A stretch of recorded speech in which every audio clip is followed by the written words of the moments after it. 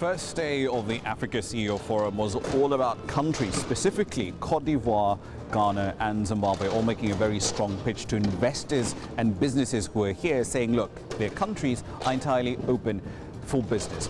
Emerson Mnangagwa, of course, as our viewers will recall, came into power at the end of November last year, essentially ending the reign of Robert Mugabe in the country. His message here to investors was pretty straightforward. The country is open for business and we will respect property rights, and you will be able to move capital in and out of the country within the context of Zimbabwe's domestic laws.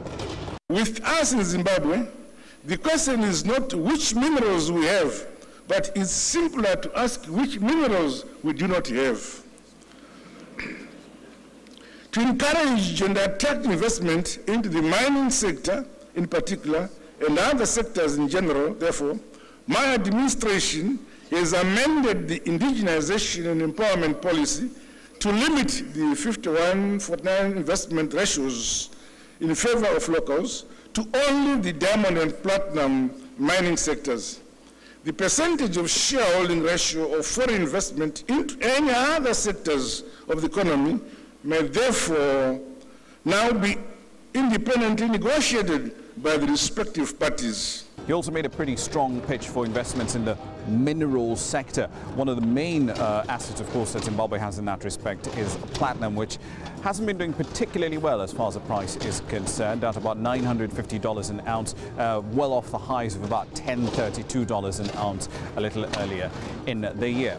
Ghana too was here with its president Nana Akufo-Addo in the opening session, making a very strong pitch for his country. It's forecast to be the fastest growing economy on the planet this year, with GDP growth of over 8% per IMF forecasts. However, there's still a lot of work that needs to be done on the tax side. Here's what the president had to say a little earlier.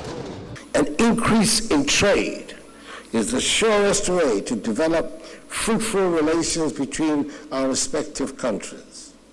It will mean a rapid increase in exchanges of our agricultural, financial, industrial, scientific, and technological products, which would enhance dramatically our attainment of prosperity and the prospects of employment for the broad masses of Africans, particularly our youth.